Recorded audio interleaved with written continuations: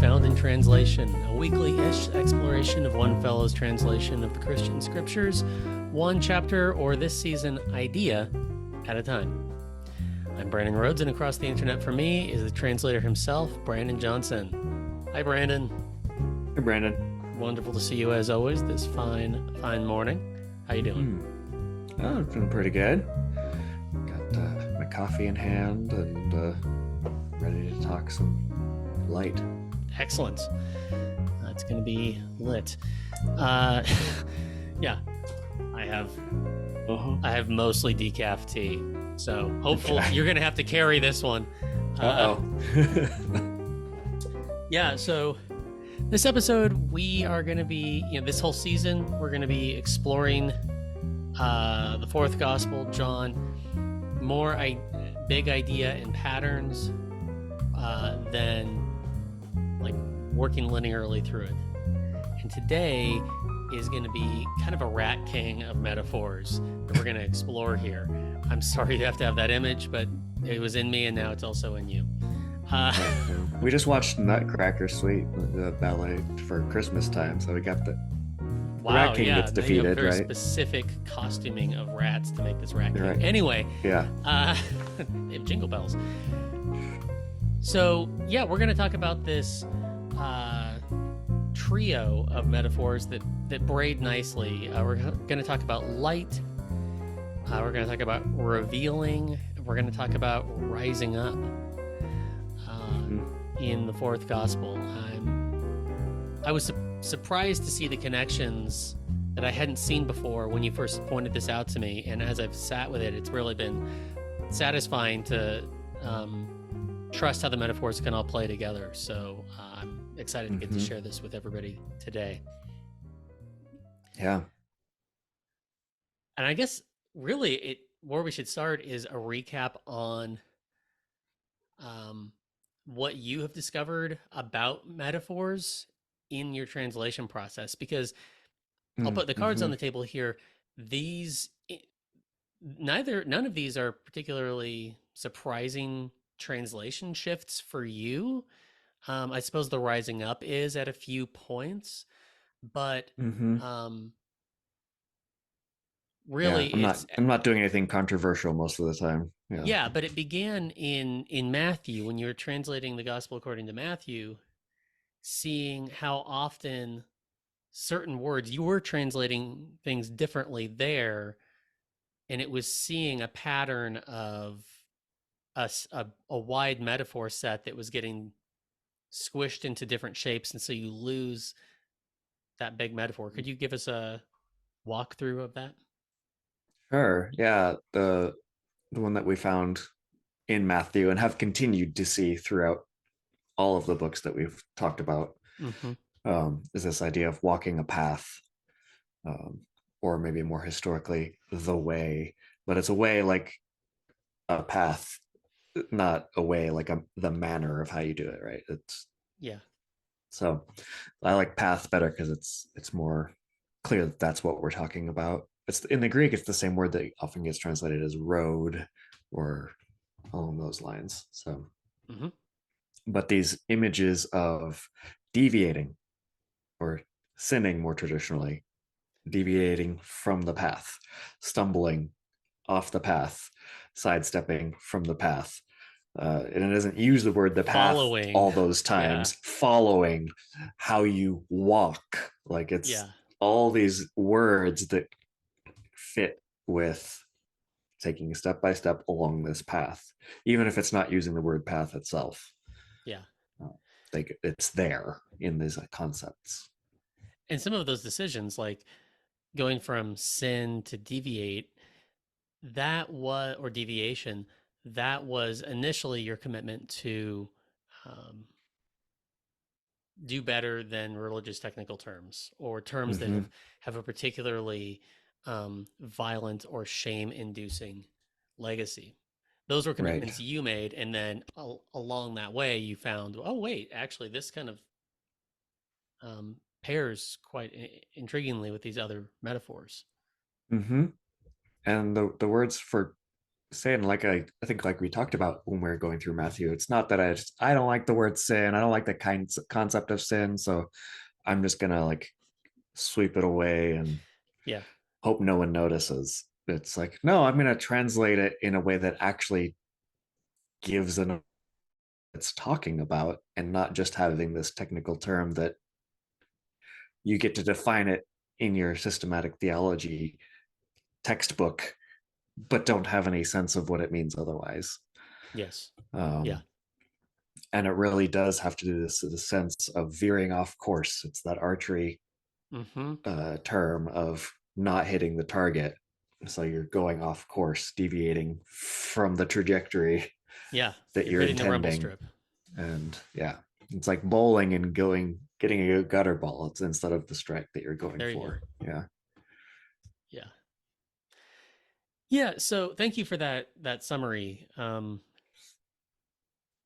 I think what I learned through that was really how much you can trust the metaphors and like introduce them to each other and see what happens in scripture, even across authors, because these are all authors broad across a broad movement over the course of several decades. Yes, but they did pick up on common imagery that then, plays off each other and creates new things. So like the example that you gave of walking or the way or the path, Mm-hmm. I mean, for heaven's sake, the first name the early Christians had by others was the way. Mm-hmm. Like that's kind of, and that how they kind of identified themselves. They weren't Christians, they were the way.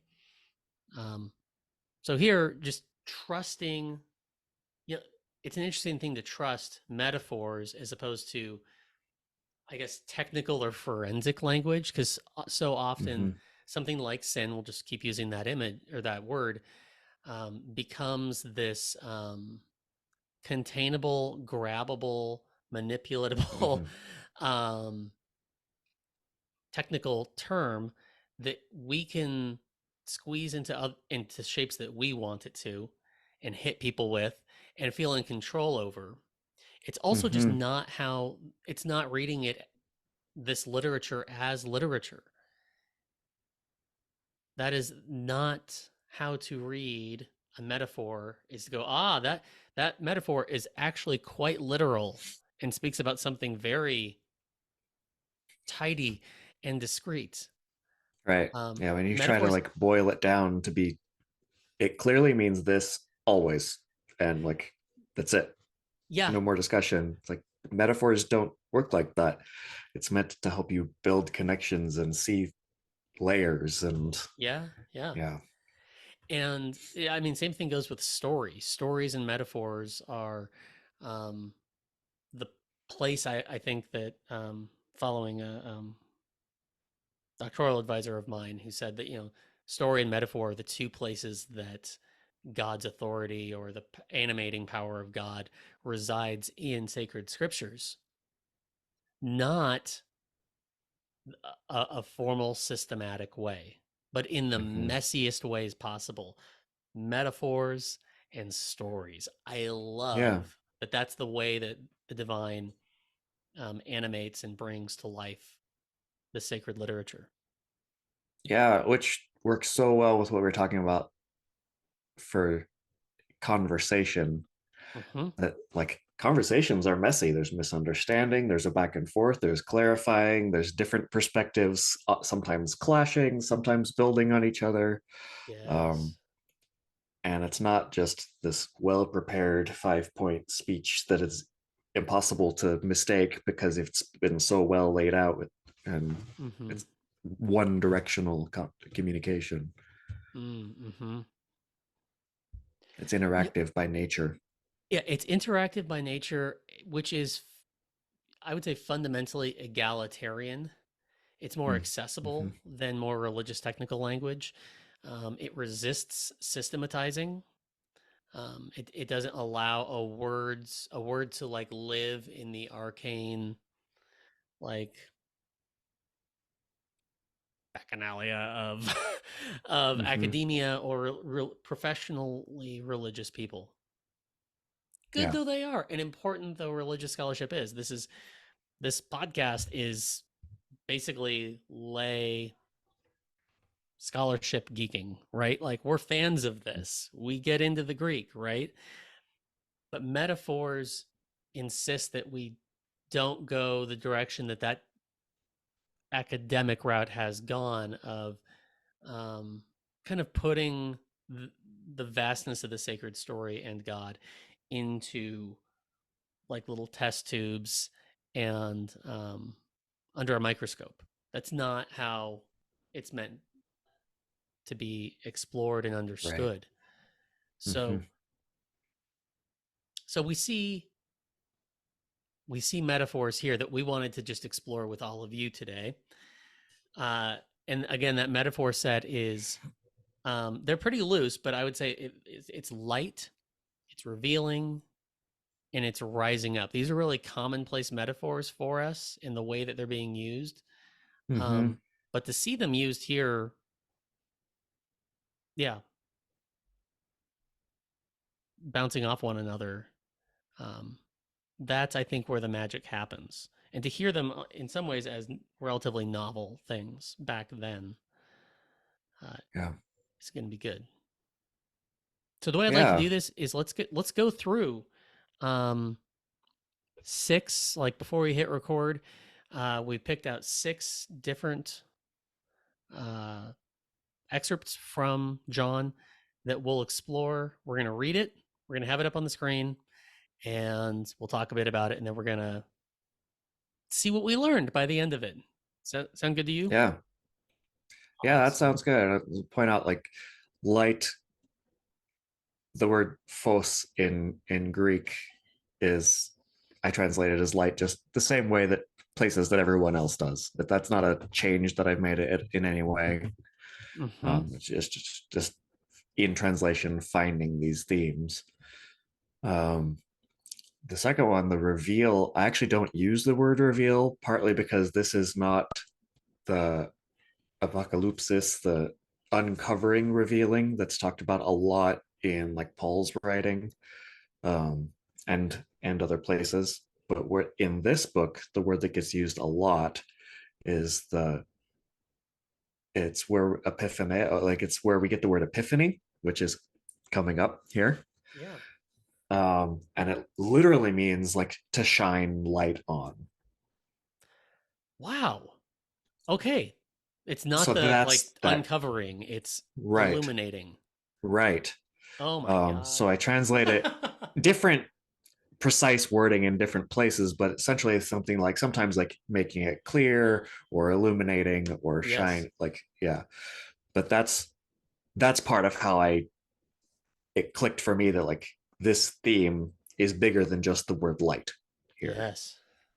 It has this epiphany, this shine on language that is around too.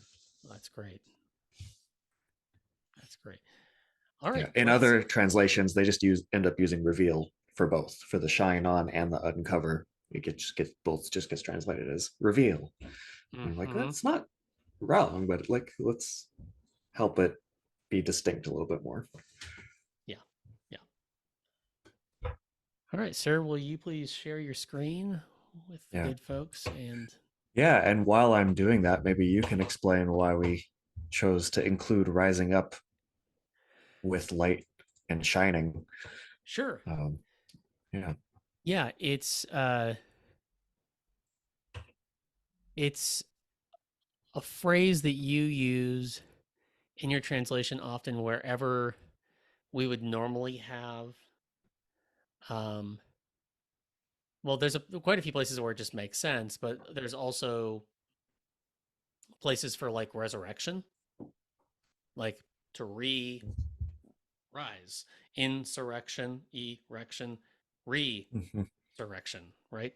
um so the reason that that gets paired with these other ones is when the light comes into the world of every day, what do? You wake up, Mhm. you rise, you are illuminated. Like that's kind of the thing holding all this together Mhm. is, well, light clearly illuminates, that one's easy, but light also awakens. And so awake being awake, being woke, was I would say one of the top images for joining this Jesus movement in the first century, is to become awakened, to rise from the slumber of death.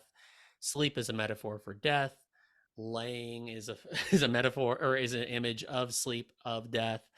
So to have the light of Christ shining on you in your heart, in the world, that is what you do in response, is rise up. So that's why it's here. Yeah. And we're not going to hit every place in John where those words show up. Goodness no.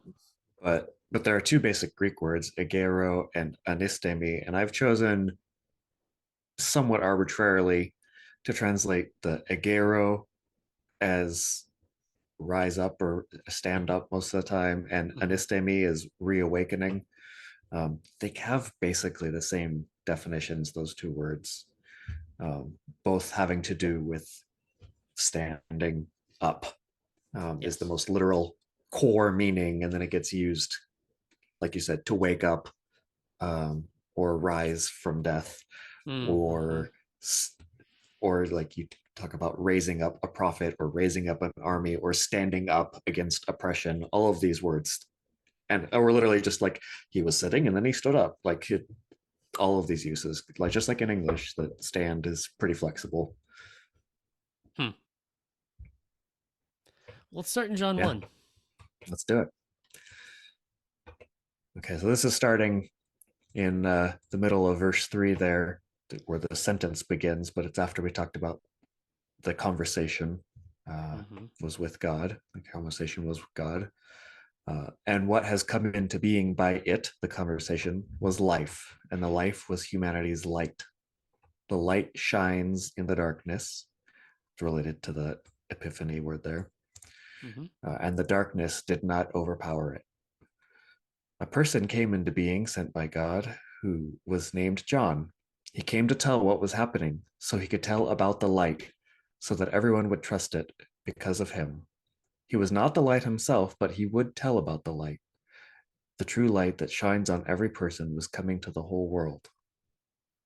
Let me say that again. The true light that shines on every person was coming to the whole world. It was throughout the world, and the whole world came into being through it, but the world did not recognize it.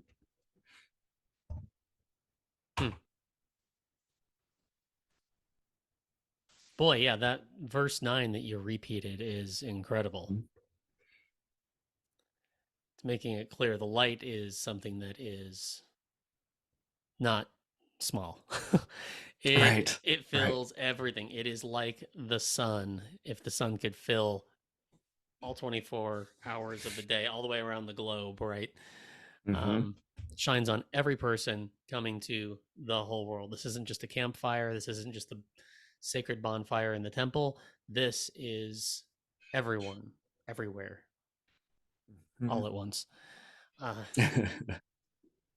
Yes. Yeah. And alluding to the sun and the daytime is appropriate. Jesus starts talking about that in some of the ones we'll read soon here. But it is the sense of even the darkness of night is temporary, right?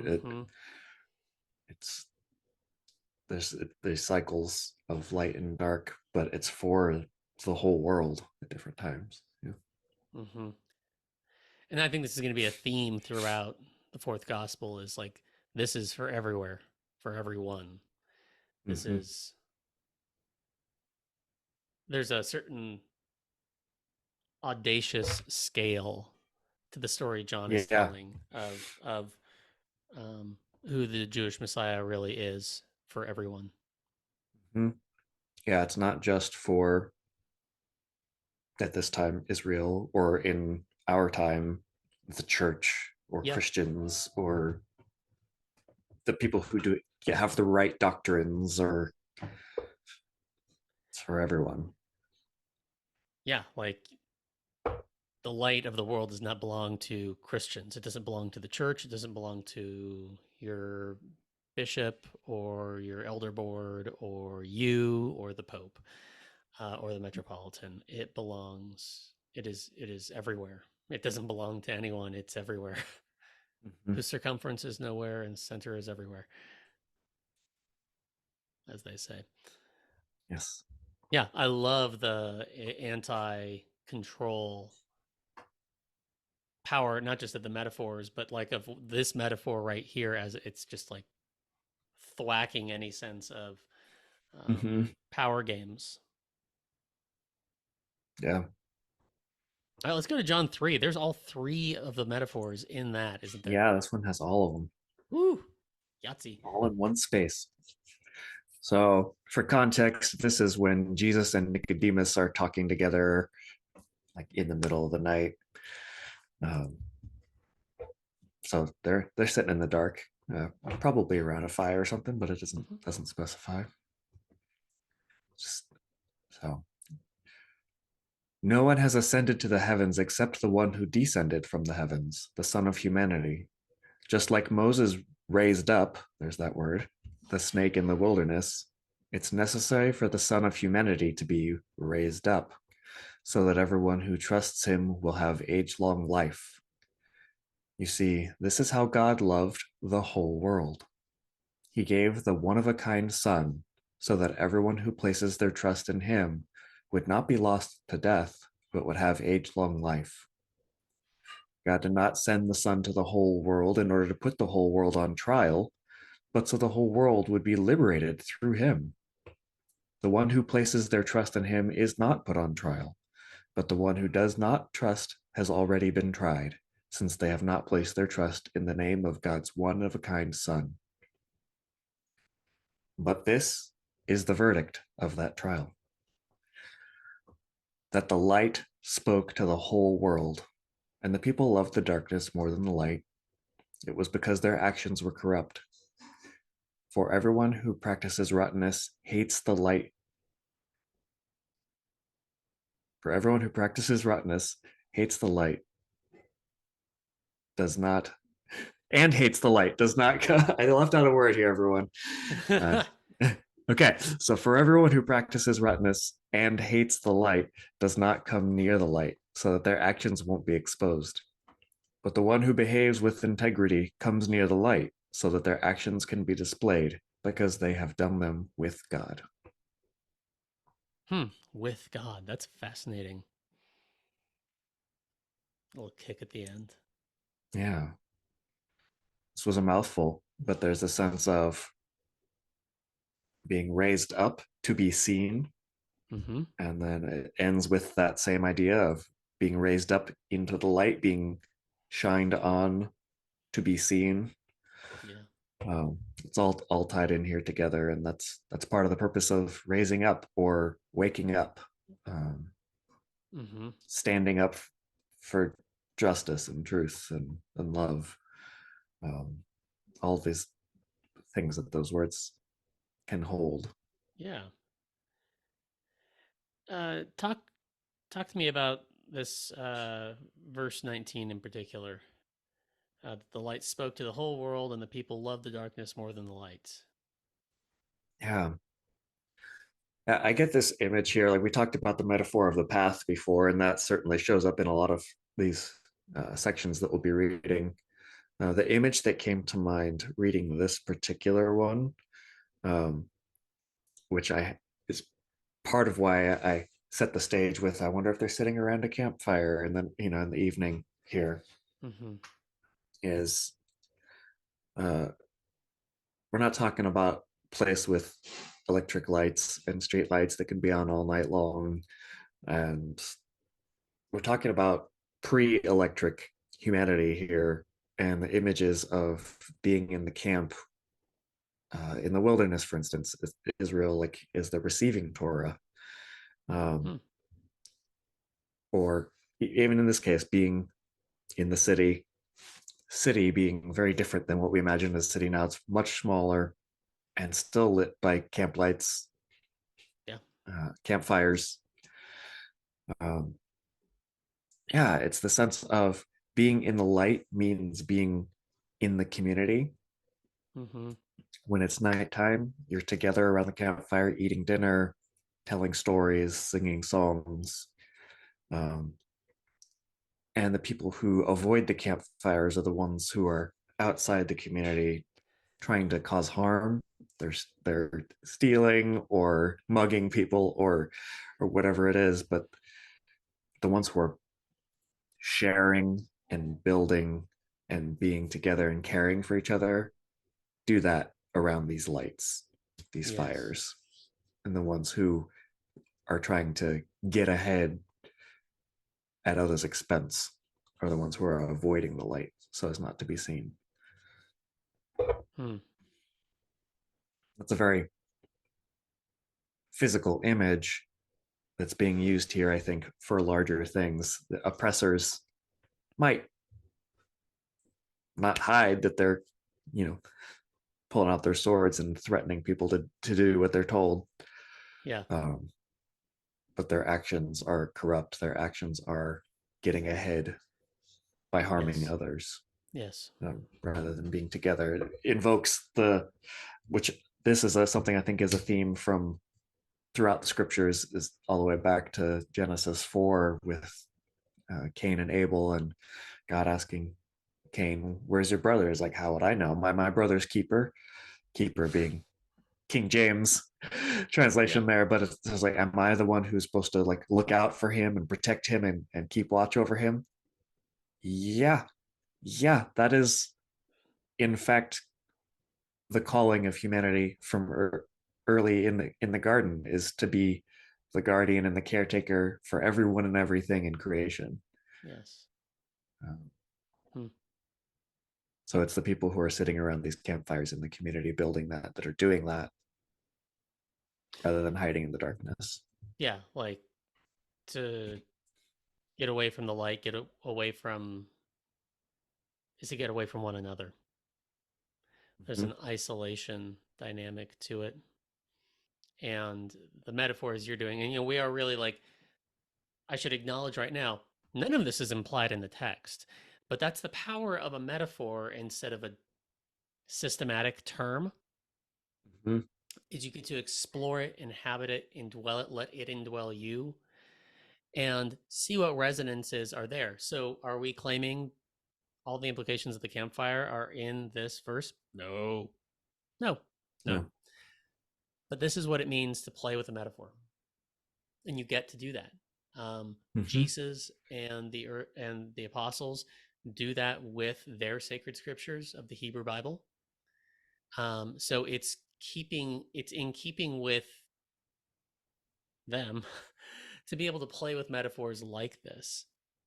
Mhm. But that said, like this image of holding fast to the light there's a togetherness to that. There's a um, the examples you gave, theft and burgling and all that. Yeah, it's breaking down the common good in the common life, like to be in the dark, to be not in the light of the Christ, um regardless of whether you know it's the Christ or not. There's a Mhm. fundamental will to life and communion in the cosmos, in humanity, or with humanity, that um, generally wills a good common life, a good ecology of humans not being assholes to each other. So it's not just Christians huddling around going, "Look at the fire, that's actually Jesus." It's Right. um, but if you to meditate and tune oneself and to tune one's block or neighborhood toward this Christ, towards these Jesus stories, is to be illuminated and warmed by something that keeps us from wanting to corrupt. Hopefully, keeps us from wanting to corrupt the common good and Mhm. enjoy the darkness, the rottenness, as you say. Right. Yeah. And part of the payload of those ideas coming to mind for me here is from having read the rest of these and other places in scripture that builds this sense of this is what Jesus is doing to me. So let's look at some of those. Yeah, let's keep going. Say the next two kind of go together. In John 8, Jesus spoke to the Bible scholars and Pharisees again. I am the light of the world, he said. Whoever follows me certainly won't walk in darkness. Instead, they will have the light of life. And probably like most people, the Bible scholars and Pharisees are going, what? What does that mean? Some weird and shit spend to say, the rest Jesus. of yeah, and then so the rest of chapter 8 basically is them arguing back and forth like, I don't know exactly what you're saying here, but it sounds like a really arrogant thing to say, so cut it out. And him being like, no, you're misunderstanding me, like it's not, I'm not propping myself up, it's God that has called me to do this stuff. And they're like, no. And then so chapter 9 then becomes him, okay, let me show you what I'm talking about. So as he passed by, he saw a person who had been blind from birth. His students asked him, Rabbi, who deviated to cause him to be born blind, this person or his parents? Neither this person nor his parents deviated, Jesus answered, just the opposite. It has the result that what God seeks to accomplish can be clearly shown, that's the word for shined on here, revealed, with him. It is necessary for us to work toward what the one who sent me seeks to accomplish, as long as it is daytime. Night is coming when no one can work. While I am in the world, I am the light of the world.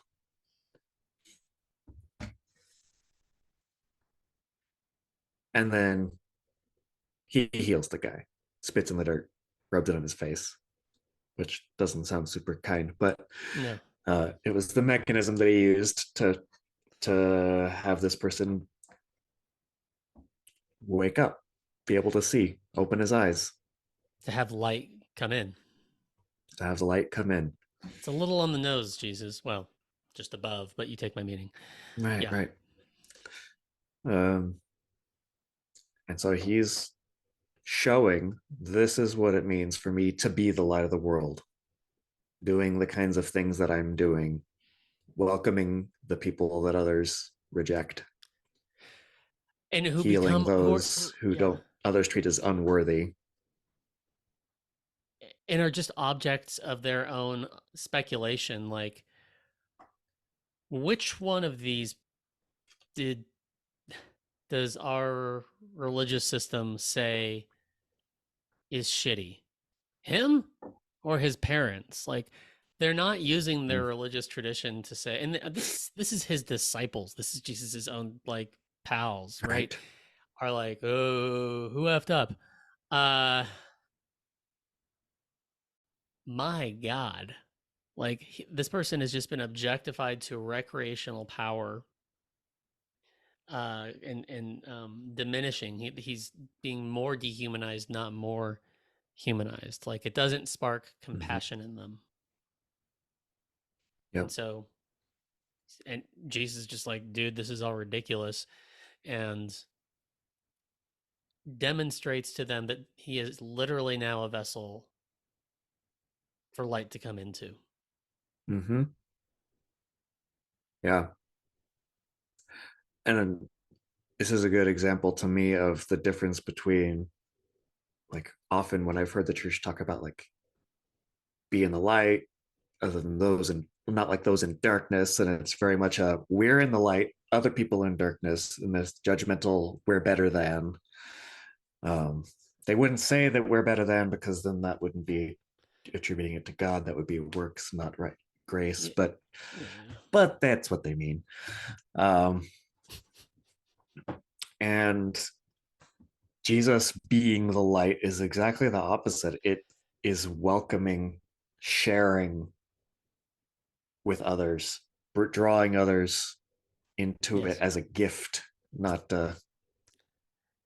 Jesus doesn't make this guy change his ways first or say the sinner's prayer. In fact, he's emphatic that he didn't deserve it. Mm-hmm. It's no, like, you're suffering. Let me help you not suffer anymore. Mm. Let me share my light with you. That's good. A couple of chapters later, um, people are asking him, like, this is, he was just left Judea because people were trying to kill him. And then someone comes and tells him that Eleazar, traditionally Lazarus, uh, is really sick. And he says, let's go back. And the disciples are like, didn't we just leave there because people were trying to kill you? And Jesus is like, whatever, I don't care. Aren't And there did he? 12 hours during the day? Like, this is what it means to be in the light. Like, this is the time. Right now is the time to do things that are in the light. Being willing to go help and be with people who are suffering, uh, even if it costs me. Because the point of being in the light is caring for others. But being in the darkness is when I look out for myself at others' expense. Hmm. Can we read those verses for folks who aren't watching? Yeah. So that's the context. And then, so this is Jesus' response. Aren't there 12 hours during the day? Jesus answered. If someone walks during the day, they don't run into anything, since they see the light of this world. But if someone walks during the night, they run into things, since the light is not with them. That's kind of a thank you, Captain Obvious, kind of a statement to me, but, Mm-hmm. but he's making a point. Yeah. He said these things, and later he told them, our friend Eleazar has fallen asleep. However, I am traveling there so I can wake him up. And that wake him up is one of these words for raise up, Yes. traditionally. Yeah. Yeah. Yeah. And he is literally going to go do that. Like Eleazar is dead, dead, dead. And he's comes back to life after this. And Yeah, this is later in that chapter. yeah, and this is a incredible, in some ways, a parable. Like, yes, the divine will return to the place of hostility because someone he loves has fallen asleep, has Mm-hmm. entered the darkness. Um, Yeah, which is and the upon pattern of the arriving there, divine. we'll cry Yeah. and then call forth. Um, great. All right, and we've got one more. Brings us to this last one here. Well, this is after all the things that we described there with happening with Lazarus, with Eleazar being reawakened, um, and the powers that be are getting really nervous. Yes, sir. So um, then it's about to talk about a voice as I start reading, but that's this is my son with whom I'm well pleased, is this voice that came from the heavens. And this is what Jesus is talking about here. This voice didn't happen for my benefit, but for yours, Jesus responded. Now is the assessment of this world system, traditionally judgment of the world. But now the leader of this world system will be thrown outside, which calls back to me that idea of the camp, the light inside the camp, Mm-hmm. and the darkness outside, the outer darkness. And if I am lifted up from the ground, I will draw all people to me. It's that raised up language. Yeah. He was saying this as a sign of the kind of death he was going to die, being very literally lifted up on a cross. Yeah. Then the crowd responded, we have heard from the Torah that the Christ stays present throughout the age. So how can you say that it's necessary for the Son of Humanity to be lifted up? Then Jesus told them, the light is still with you for a short time. Walk while you have the light, so the dark won't overtake you. Whoever walks in the dark can't see where they're going. While you have the light, Place your trust in the light so you can become heirs of light.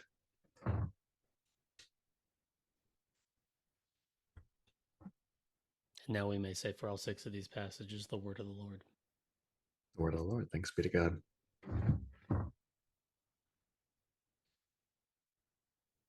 Hmm. Yeah, this one brings them all three together again. Those images that we've been working with. Yeah, it does.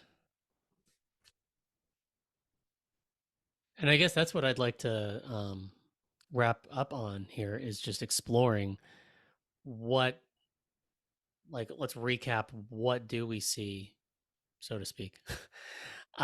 uh, in these three metaphors being just pervasive across John. Like, there's probably a couple dozen more that we did not read, Mm-hmm. but allowing these metaphors to be related to each other, even Yeah. if they're set apart. Yeah. How about for you? The light the light is more and more clear as we go through these to me, the sense of caring for each other, building community, doing relationship and conversation, Mm-hmm. um, rather than the way of the darkness that's care for myself at others' expense. Um, and that anything that's going to be like that is going to be put in its place out to protect the Yes. community, and including Caesar all the way to the top. Like, no, we're done. Yeah. We're done. And we're going to do that by refusing to take it anymore, but not violently, by dying, by giving up ourselves. That's how Jesus is the light of the world. Mm-hmm. And that's how he shines light on what it means to care for each other, is by letting himself be publicly executed, Mm-hmm. raising himself up so that others can be raised up again. Mm-hmm. Hmm. And then coming to that final sentence in this section, I think is the real payload to me of a lot of this that we've been talking about. It's while you have the light, place your trust in the light. So while Jesus is here, he's saying, trust that this everything that I'm telling Yeah. you is the way to be, is the path that you're choosing, so that you could become heirs of light, meaning so that you can start shining too. It's like the candlelight service on Christmas Eve at churches, where like everyone one candle and you take the other candle and it grows and grows and grows.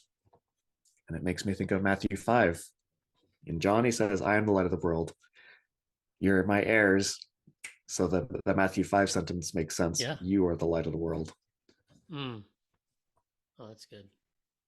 That's fun. We just jumped authors. I like it. Mm-hmm. It's striking to me that how much Jesus being the light that illumines and awakens is really one of the core, like, you know, somebody asks you what's the importance of Jesus. uh, the tradition I grew up with would have emphasized, they would have said it a couple different ways. One would be um, the importance of his death, like reconciling us to God, something about the wrath of God being satisfied, maybe. And then he like lives with us in our hearts. John doesn't give a shit about like either of those ways of thinking of this Mm-hmm. at all. Um, like the light that is illuminating the world is the presence of Jesus, period. A Christified humanity, this person. And yes, the glory of God, the radiance of God, the reputation and renown of God is in John most fully revealed on the cross, but not as a sacrifice, as something else going on there, a sacrifice to end Mm-hmm. sacrifice, maybe. But none of these things have like a wink over to us, like, and we all know that when he says he's the light of the world, we especially mean his corpse. Mm-hmm.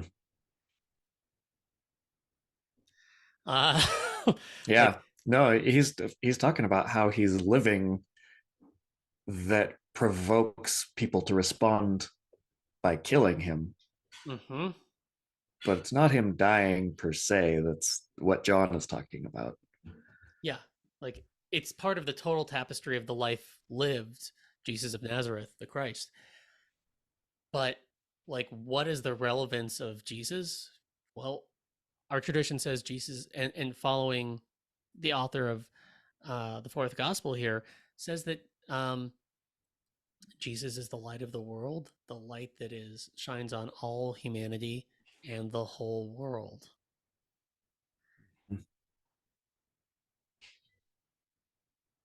That's not just an aside. That's not secondary. We don't need to let that be secondary to, well, actually, he's the sacrificial lamb that gives our propitiatory thing on the mercy seat. The atonement Yeah. theology of John is the living presence of Jesus Christ. Mm-hmm. Period. And that's participatory, that's conversational, that light that shines on us, well, like light bounces off of me and light illumines you as well. Anybody who's painted a room from with dark walls to light walls knows that, right? um I'm thrilled by this, to just lean into these metaphors Mm-hmm. that the early church used to describe their friend Jesus and what he meant to them and what Yeah. they hope he means to everything everywhere. Mm-hmm. And maybe on that note, we'll wrap. Yeah. Thank No you better as place. yeah, thank you so much for joining us for this leg of the journey, sitting in the light with us. The easiest way to support Found in Translation is to leave us a rating or review on whatever website or app you're using to enjoy this conversation. It makes it easier for more people to find the show. The second best way to support the show is to become a sponsor for just $5 a month. When you do that, you get comment access on the Translations Google Doc, and the satisfaction that you are supporting exceptionally nerdy independent media. You can find the link to join the community in the episode notes. The music you're listening to is by Kevin MacLeod at incompetech.com. Found in Translation was produced by Perry FM on unceded Chinook and Kalapuya land. Goodbye, Brandon. Bye, Brandon. Bye, everybody.